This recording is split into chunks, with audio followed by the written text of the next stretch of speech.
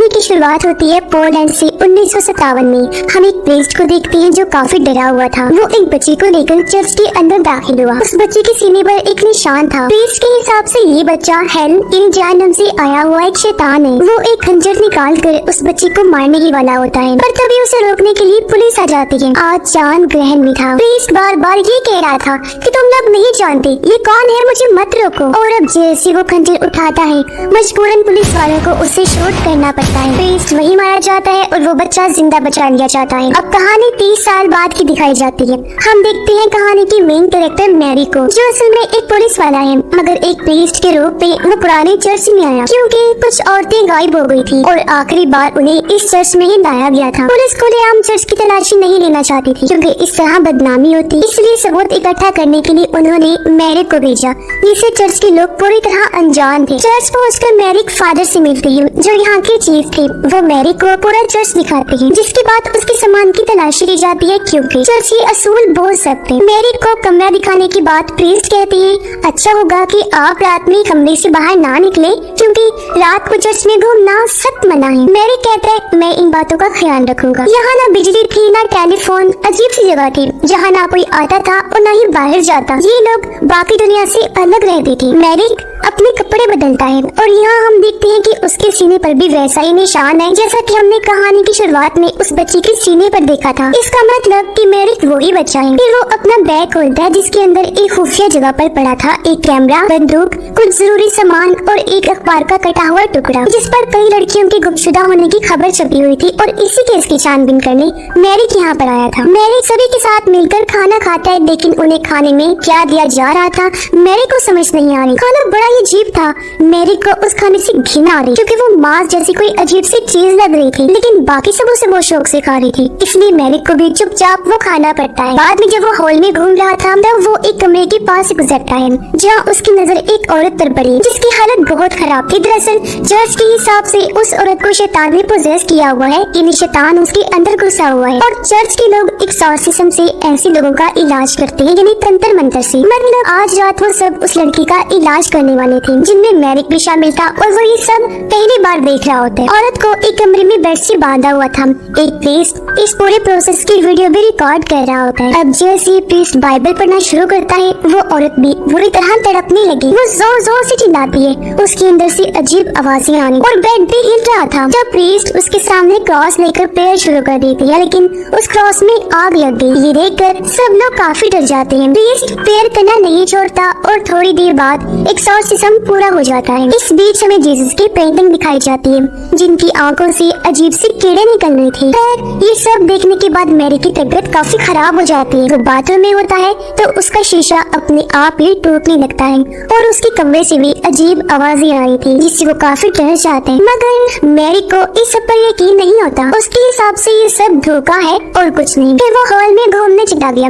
वो एक कमरे के सामने रुक जाता है। असल में ये प्रेयर का कमरा था। इससे पहले कि वो अंदर जाता फादर उसे बताता है कि ये प्रेयर का कमरा है, बिना इजाजत के कोई भी अंदर नहीं जा सकता। इसलिए मैरी बिना कुछ कहे ही वहाँ से चला जाता है। रात के खाने में उन्हें फिर से वही सड़ा हुआ मांस वाला खाना दिया जा रहा होता है जो सही से पक्का भी नहीं था। वहाँ एक नया लड़का भी था जिसे खाने से घिन आ रही थी। वो रो रहा होता है। प्रीस्ट दूसरे बंदे को इशारा करके उसे उस लड़के के पास भेज देता है और उसके कान में कुछ कहने के बाद वो लड़का भी उस मांस को खाने लगता है। कोई शक नहीं था कि खाने में कुछ गड़बड़ तो थी क्योंकि बाद में मैरिक भी उल्टे कर देता है, यहाँ तक कि उसका एक दांत भी गिर गया। मैरिक गौर से उसे देखने लगता है। अजीब था कि उस दांत से एक मक्खी बाहर निकलती है। ये देखकर मैरिक काफी घबरा जाता है। आधी रात को चुपके से वो प्रीस्ट के कमरे में गया। वहाँ एक खुफिया दरवाजा था जहाँ बहुत सारे टेप रिकॉर्डिंग्स पड़ी हुई थी। ये उन लोगों की रिकॉर्डिंग्स थी जिनका अब तक ये लोग एक्सॉर्सिज्म कर चुके थे। इसके अलावा वहाँ शराब थी, म्यूजिक कैसेट्स थी और गलत किस्म की मैगजीन्स भी पड़ी हुई थी, जिसका मतलब कि ये लोग बस नेक होने का दिखावा कर रहे हैं। इसके बाद मैरिक उस जगह जाता है जहाँ उस लड़की पर एक्सॉर्सिज्म हुआ था। बेड के नीचे उसे एक सिरिंज मिली थी, यानी उस लड़की को नशा दिया गया था या फिर कोई ऐसी चीज जिस वजह से वो उस दिन पागलों जैसी हरकतें कर रही। प्रीस्ट ने जो क्रॉस इस्तेमाल किया था वो दरअसल एक लाइटर था और वहाँ एक बटन ऐसा था जिससे बेड हिल रहा था। मतलब जो भी उस दिन हुआ वो सब बस नाटक था। हाँ, वो लड़की असली थी, वो एक शिकारी थी बस उनकी। इससे मैरिक समझ जाता है कि जो लड़कियाँ गायब हुई यहाँ के लोगों ने उनके साथ न जाने क्या किया होगा। अगली सुबह सब प्रेयर करने के लिए जमा हुए। तब प्रीस्ट मैरिक को प्रेयर करने के लिए कहता है क्योंकि उसे मैरिक पर शक हो चुका था कि वो प्रीस्ट नहीं है। वो इंग्लिश जुबान में प्रेयर करने लगा तो प्रीस्ट उसे लैटिन जुबान में प्रेयर करने के लिए कहता है जिसमें मैरिक अटक रहा होता है, इसलिए उसकी जगह बाकी लोग प्रेयर करते हैं। दोपहर में फिर से वही मांस था खाने को। इस बार मैरिक को खाने में बाल भी मिलते हैं जो देखकर उसे उल्टी आ गई। मैरिक जिस मकसद के लिए यहाँ आया था जल्द से जल्द उसे वो पूरा करना होगा। अब वो प्रीस्ट की नजर में आ चुका था, इसलिए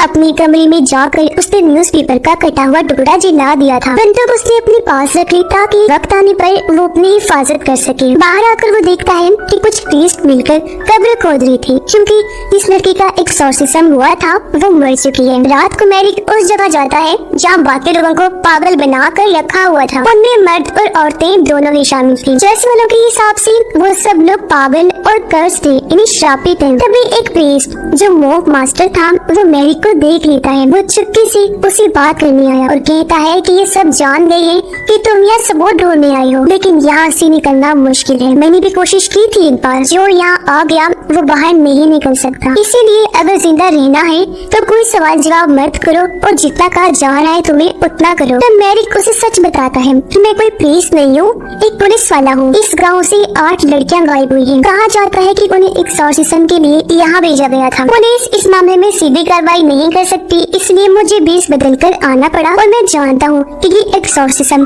तंत्र मंत्र सब धोखा है। वो कहता है कि प्रीस्ट ऐसा पैसों के लिए करते हैं ताकि बड़े कॉन्वेंट से उन्हें पैसे मिलते रहें। बाद में वो प्रीस्ट कह देते हैं कि एक्सॉर्सिज्म के दौरान वो औरतें पागल होकर मर गईं, लेकिन असल में उनके साथ क्या होता है ये तो मैं खुद भी नहीं जानता। मैरिक उससे वादा करता है कि मैं तुम्हें यहाँ से निकाल लूंगा। इसके बाद वो दोबारा से चर्च के कमरे में जाकर उसकी जांच करता है। एक अलमारी के पीछे उसे एक बड़ा सा सुराख दिखाई दिया जिसके अंदर से मैरिक को लकड़ी में लिपटी हुई दांत और एक आँख मिलती है। तो वो आँख अपने आप हिलने लगे जिससे मैरिक डर जाता है और उसे फेंक देता है। पर इसी के साथ उसने उल्टी कर दी जिसमें मक्खियाँ आती है। मैरिक को अपने सामने कोई चीज दिखाई देती है। वो घबरा गया, लेकिन अगले ही पल वो गायब हो गई थी। वो उस आँख को कुचलकर फिर अपने कमरे में चला जाता है। रात होने पर वो चर्च के कब्रिस्तान में जाता है। वो उस कब्र को खोदने लगा जहाँ उस लड़की को दफनाया गया था, लेकिन जब मैरिक उसका ताबूत खोलकर देखता है तो वो खाली था। अब मैरिक हैरानी से ये चीज देख ही रहा था कि तभी कोई पीछे से आकर उसे पकड़कर बेहोश कर देता है। होश में आने पर मैरिक देखता है कि उसे उसी के कमरे में बेड से बांधा गया है और फादर वहाँ सामने बैठकर पहरा दे रहा था। कुछ देर बाद प्रीस्ट यहाँ आई। वो मैरिक के लिए 4 अलग अलग बर्तनों में खाना लाते हैं। फिर प्रेयर करने के बाद वो मैरिक को खाना खाने को देते हैं, लेकिन वो इनकार कर देता है। वो उनसे पूछता है कि आखिर ये क्या चीज है जो तुम 4 अलग अलग बर्तनों में भरकर लाई हो। प्रीस्ट उसकी बात का कोई जवाब नहीं देता और फिर जबरदस्ती से वो खिला ही देता है। रात में पहरा देते हुए फादर की आंख लग गई थी और इसी बात का फायदा उठाकर मैरिक खुद को खो लेता है, लेकिन तब तक फादर भी जाग चुका था।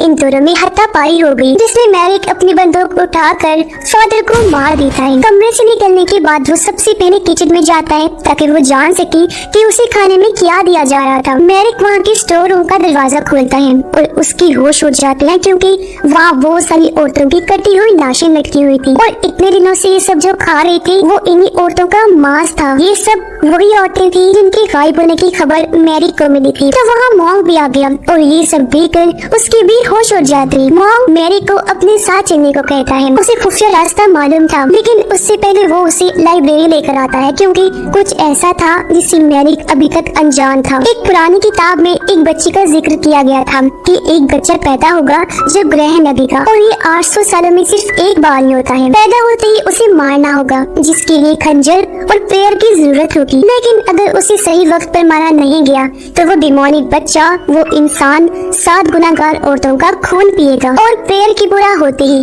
वो शैतान अपने असली रूप में आ जाएगा, जिसके बाद उसके कहर से इस दुनिया को कोई भी नहीं बचा सकता। मॉन्क मैरिक से कहता है कि यह सबको लगता है कि तुम्हें वो शैतान हो और इतने दिनों से खाने के बहाने तुम्हें इन्हीं 7 गुनाहगार औरतों का मांस खिलाया जा रहा था ताकि तुम्हारे जरिए वो जहन्नुम में रहने वाले शैतान को बाहर ला सके, क्योंकि उस किताब में शैतान का एक निशान भी था और ऐसा ही निशान मैरिक तुम्हारे जिस्म पर भी है। अभी सब जाने के बाद दोनों भागने का सोचते हैं। मॉन्क जमीन के नीचे एक सुरंग के बारे में जानता था जहाँ से पहले भी उसने भागने की कोशिश की थी। मैरिक को उस पर यकीन नहीं था तो वो उसको अपने पेट के निशान दिखाता है जो भागने की जुर्म में कोड़े मारने से बनी थी। मैरिक उसकी बात मान जाता जाता है। वो दोनों सुरंग से होकर आगे बढ़ते हैं, लेकिन ये सब असल में मॉन्क की चाल होती है। आधी रास्ते में दो लोग आकर मैरिक को मारने लगे, फिर वो उसे पकड़ लेते हैं। होश में आने पर मैरिक देखता है कि उसे एक पेड़ से बांधा हुआ था। प्रीस्ट उसे बताती है कि तुम्हारा यहाँ आना कोई इत्तेफाक नहीं था, बल्कि हमने पुलिस वालों को रिश्वत दी थी ताकि वो मैरिक को ये केस दे। वो कहती है कि शैतान बुरा नहीं होता बल्कि इंसान होता है, इसीलिए सजा तो मिली। वो एक कुएं की तरफ इशारा करते हुए कहता है कि ये सीधा जहन्नुम की तरफ जाता है, इसीलिए हमने अपना चर्च भी यहाँ बनाया। 800 साल से हमने तुम्हारा इंतजार किया। रियलिटी पूरा होते ही हेल का राजा यानी जहन्नुम का वो शैतान तुम्हारे जिस्म में दाखिल होगा और फिर इस दुनिया की शक्ल बदल जाएगी। वो इस दुनिया पर राज करेगा। यानी कि ये लोग दरअसल गॉड को नहीं बल्कि शैतान को मानने वाले थे, क्योंकि वो कहते हैं कि उसके बाद हम शैतान के गुलाम बन जाएंगे। थोड़ी देर बाद ये लोग उस बेकसूर लड़की को लाकर उसका गला काट देते हैं, क्योंकि उसका खून मैरिक को जो पीना था वो सभी उसका खून एक एक करके पीने लगते हैं। उसके बाद प्रीस्ट मैरिक को उसका खून जबरदस्ती पिला देता है। मैरिक मरना नहीं चाहता था, लेकिन फिर ये सब मिलकर शैतान को बुलाने का मंत्र पढ़ने लगते हैं। पर बहुत देर तक मंत्र पढ़ने के बाद भी वहाँ कुछ नहीं होता। ये देखकर मैरिक उन पर हंसने लगा, क्योंकि वो एक पुरानी किताब पर यकीन कर बैठी थी। किसी को भी समझ नहीं आता कि ऐसा क्यों हो रहा है। वो सब मायूस हो गई। मॉन्क सबसे कहता है कि शायद ये हमारी गलतफहमी थी, हम सब जल्दी ही भूल जाएंगे क्योंकि हमारे इरादे नेक थे। लेकिन अब इन्हें ये डर था कि कहीं ये लोग मैरी की वजह से फंस न जाए, क्योंकि पुलिस कभी भी उसे ढूंढते हुए यहाँ आ सकती है। इसीलिए मॉन्क मैरी के पेट में चाकू घुसा गई उसे मार देता है और ये लोग उसकी लाश को उसी कुएं में फेंक कर चली जाते हैं। वहाँ से आने के बाद प्रीस्ट बहुत सारी शराब पीता है। वो मायूस था क्योंकि उनकी इतनी साल की मेहनत बर्बाद हो गई। इसी दौरान वह दीवार पर लगा क्रॉस अपने आप ही उल्टा हो गया, जिसे उन्होंने नहीं देखा। तब मॉन्क प्रीस्ट के पास आकर उसे एक सोफे पर लेटा देता है। प्रीस्ट कहता है कि मैं आज शैतान का गुलाम बनने वाला था, लेकिन अब देखो मैं कुछ नहीं हूँ। तब मॉन्क प्रीस्ट के मुंह पर तकिया रख के उसकी जान ले लेता है, क्योंकि मॉन्क को उस पर गुस्सा था। दरअसल इस प्रीस्ट ने उन सबकी जिंदगी बर्बाद कर दी थी और उसके कहने पर ही वो बिना कुछ सोचे समझे ये सब करती आ रही थी। उसे मारने के बाद मॉन्क सबसे झूठ कहकर कि ज्यादा शराब पीने की वजह से इनकी जान चली गई। इसके बाद ये लोग उन औरतों को भी जला देते हैं जिन्हें इन्होंने मारा था, ताकि अगर पुलिस इस जगह आए तो उन्हें कोई सबूत न मिले। तब हम देखते हैं कि प्रीस्ट के जिस्म से एक मक्खी बाहर निकलती है, जो वहाँ से उड़कर उसी कुएं में जाकर मैरी की लाश में चली जाती है और तभी मैरी जिंदा हो जाता है। धीरे धीरे उसका जिस्म किसी और चीज में बदलने लगा, जो और कोई नहीं बल्कि शैतान था और अपने असली रूप में आ रहा था। इस बीच सभी लोग प्रीस्ट के लिए प्रेयर कर रहे थे। तभी हम देखते हैं कि मॉन्क का जिस्म धीरे धीरे हवा में उड़ने लगा और फिर उसका जिस्म पूरी तरह से मक्खियों में बदलकर गायब हो जाता है। तभी उस सुरंग से एक खौफनाक चीज बाहर आती हुई दिखाई देती है और ये और कोई नहीं बल्कि वही शैतान था जिसे ये लोग बुलाने की कोशिश कर रहे थे। वो मैरी के जिस्म में समा गया था और फिर अपने असली रूप में आ गया। अब बाकी लोगों के जिस्म भी एक एक करके उल्टे लटक जाते हैं और उनकी भी खौफनाक मौत हो जाती है। अब चर्च में जो भी चीज जिंदा थी वो मरने लगी और जो चीज मुर्दा थी, मुरझाई हुई थी, उसमें एक नई जान आ गई थी। अब जब वो शैतान जीसस के स्टैचू के सामने आया तो स्टैचू का चेहरा भी उसकी तरफ मुड़ जाता है। चर्च के बाहर सब कुछ उल्टा था और आसमान से वही काला निकल चर्च के ऊपर रहने लगता है। असल में ये जहन्नुम का दरवाजा था जो अब खुल चुका था और वो चर्च को अपने अंदर निकाल लेगा और पूरी दुनिया के रुख को बदल देगा, जिससे पूरी दुनिया भी उल्टी हो जाएगी। साथ ही दुनिया भर अब शैतान का राज होगा और अब उसके डिमोनिक ताकतों से कोई भी दुनिया को बर्बाद होते हुए नहीं बचा सकता, क्योंकि उसे हमेशा के लिए जगा दिया गया था। और उसी भयानक सीन के साथ ही ये कहानी भी इधर ही खत्म हो जाती है।